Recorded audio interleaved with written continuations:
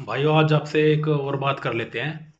अब बात तो गंभीर है लेकिन करनी भी जरूरी है। अब ये जो सुअर है ना, ये कहते हैं कि भाई कई बंदे ऐसी तादाद कम तो है नहीं कि भाई काफिर हैं। ये काफिर है, हम काफिरों को मार देंगे, काट देंगे, ठीक है ना। आज बिल्कुल एक साफ बात करते हैं। अब ये कहते हैं कि भाई काफिर है।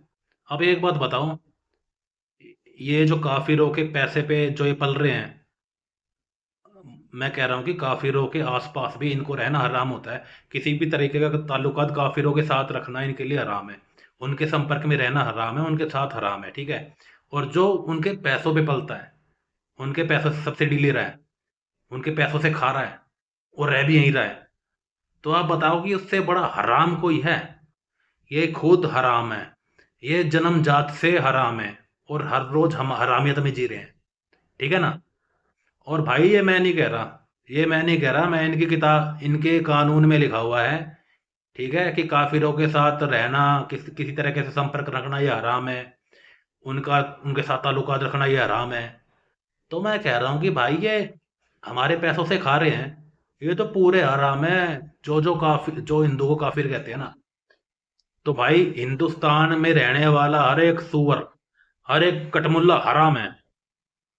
इन चीजों पे ध्यान कर लो कोई खुद। और हाँ, आने वाले समय में इनको हरामी के नाम से भी जाना जाएगा। तो कोई दिक्कत नहीं है, ये हरामी है, इनको हरामी जितना बोलो ना उतना कम है। और वो जो एक क्या कहते हैं, नीला पट्टा जो सुअर बांध के घूमता है ना, जो कहता है कि कि ये मुल्ले मेरे भाई है, मैं इनका सपोर्ट करूंगा, ठीक है। अब पता नहीं वो चूतिया संविधान पढ़ के आया है नहीं आया, वो कहता मैं संविधान के अनुसार चलता हूँ। बाबा साहेब की एक किताब है, भारत का विभाजन, ठीक है। उसमें उन्होंने लिखा है कि भाई मैं इस विभाजन को तब तक स्वीकार नहीं करूंगा जब तक भारत का एक एक मुसलमान पाकिस्तान ना चला जाए, तब तक मैं स्वीकार नहीं करूंगा। उन्होंने अपनी किताब में लिखा है कि ये मुसलमान कभी भी हिंदुओं के साथ शांति से नहीं रहेंगे, ये मुसलमान कभी भी हिंदुओं को नहीं अपनाएंगे। ये सबसे पहले अपने आप को मुसलमान कहेंगे, बाकी चीजें बाद में हो चाहे ना हो, ठीक है। और उन्होंने लिखा है कि ये विदेशी मुसलमान के भी साथ खड़े हो जाएंगे, चाहे क्योंकि वो मुसलमान है। ये भारत के विरुद्ध विदेशी मुसलमानों के भी साथ खड़े हो जाएंगे, और वक्त आने पर ये हिंदुओं को भी नहीं छोड़ेंगे। ये बाबा साहेब अम्बेडकर ने अपनी किताब में लिखा है। वो सुअर पढ़े तो सही। पता नहीं भाई कैसी कैसी नीति चल रही है। तो भाई ये हराम है। इनको हरामी ही कहो, ठीक है। आने वाले टाइम में हरामी के नाम से जाने जाएंगे। ये जीते जागते हरामी हैं, क्योंकि इनकी भाई खुद कानून में लिखा हुआ है, किसी भी तरीके से भाई संपर्क में रहना हराम है। और ये हमारे पैसों पे खा रहे हैं, पल रहे हैं, ये हरामी। अगर किसी को ना यकीन आए ना, तो हरामी बोलो, हरामी, ठीक है ना।